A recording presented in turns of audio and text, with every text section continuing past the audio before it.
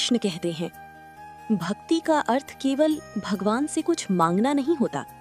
सच्ची भक्ति तो वो है जब सब कुछ छिन जाने पर भी मनुष्य भगवान पर विश्वास करना ना छोड़े, और जब विश्वास अटल हो जाए तो स्वयं भगवान अपने भक्त की रक्षा के लिए प्रकट हो जाते हैं। नमस्कार दर्शकों, आप देख रहे हैं भक्ति की कहानियां, जहां कथा नहीं अनुभव होता है। आज की कहानी शिव पुराण की एक ऐसी अद्भुत कथा है, एक ऐसी स्त्री की जिसकी भक्ति के सामने मृत्यु भी हार गई, एक ऐसी माँ की जिसने अपने पुत्र का शव देखकर भी भगवान पर प्रश्न नहीं उठाया, और एक ऐसी भक्त की जिसकी श्रद्धा से प्रसन्न होकर स्वयं भगवान शिव प्रकट हुए। आज की कथा है घुष्मा माता की भक्ति और घुष्मेश्वर ज्योतिर्लिंग की स्थापना की। एक धर्मात्मा ब्राह्मण। बहुत समय पहले देवगिरी पर्वत के निकट एक धर्मात्मा ब्राह्मण रहते थे। उनका नाम था सुधर्मा। वे वेदों के ज्ञाता थे और भगवान शिव के परम भक्त थे। उनकी पत्नी थी सुदेहा। दोनों का जीवन सुखपूर्वक बीत रहा था, लेकिन उनके जीवन में एक दुख था। उनकी कोई संतान नहीं थी। संतान का दुख।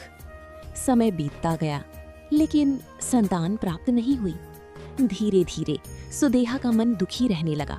उसे लगता था कि बिना संतान के उसका जीवन अधूरा है। एक दिन उसने अपने पति से कहा, स्वामी, आप दूसरा विवाह कर लीजिए। सुधर्मा चौंक गए, लेकिन सुदेहा अपने निर्णय पर अडिग थी। घुष्मा का आगमन। सुदेहा की एक छोटी बहन थी। उसका नाम था घुष्मा। वो अत्यंत सरल, विनम्र और भगवान शिव की अनन्य भक्त थी।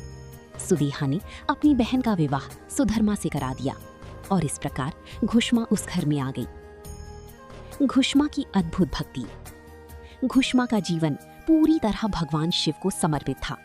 वो प्रतिदिन 101 पार्थिव शिवलिंग बनाती, उनकी पूजा करती, ओम नमः शिवाय का जाप करती, और फिर उन शिवलिंगों को पास के सरोवर में विसर्जित कर देती।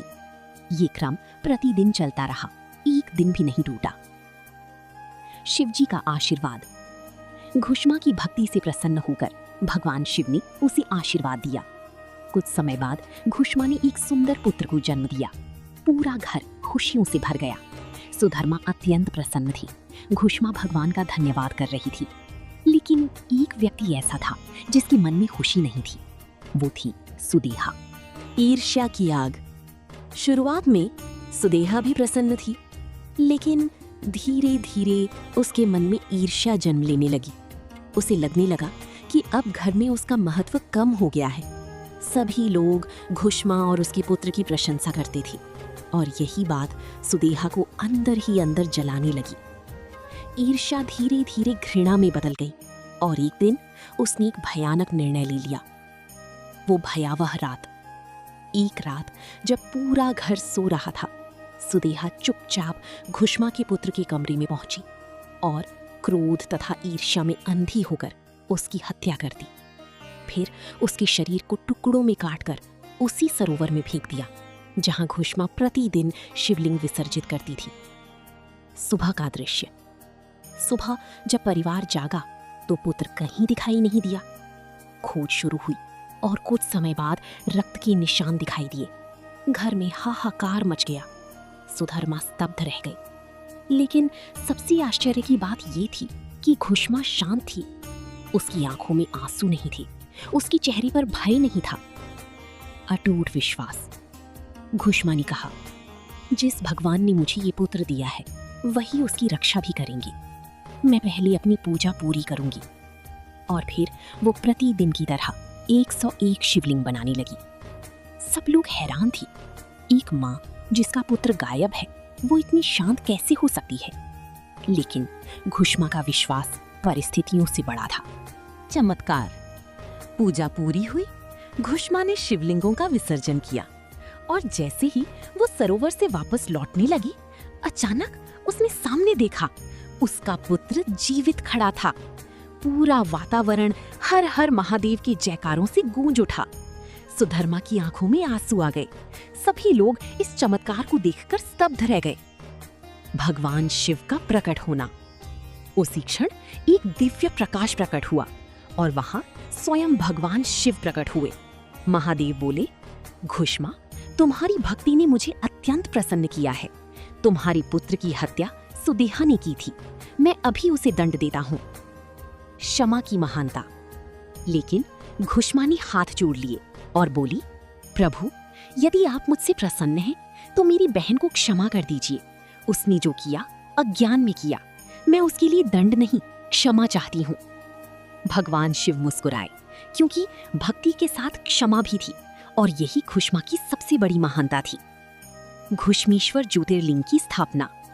तब भगवान शिव बोले, घुष्मा, आज से मैं इसी स्थान पर ज्योतिर्लिंग रूप में निवास करूंगा और यह स्थान घुष्मेश्वर के नाम से प्रसिद्ध होगा।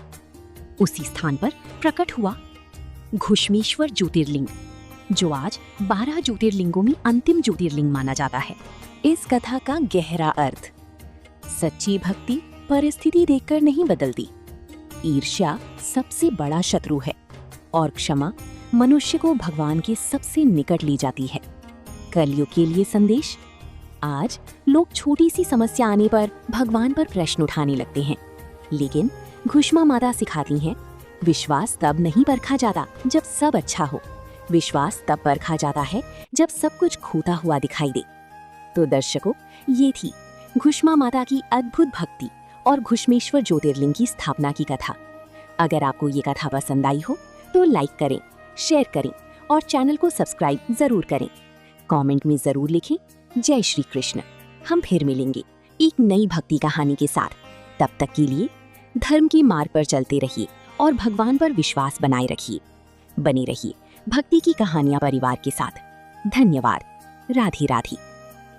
अगर आपको हमारी स्टोरी वीडियो अच्छी लगी हो तो हमारे वीडियो को लाइक करें, चैनल को सब्सक्राइब करें और अपने फ्रेंड्स के साथ भी शेयर कीजिए और कमेंट में बताइए कि कैसी लगी आपको ये स्टोरी। धन्यवाद।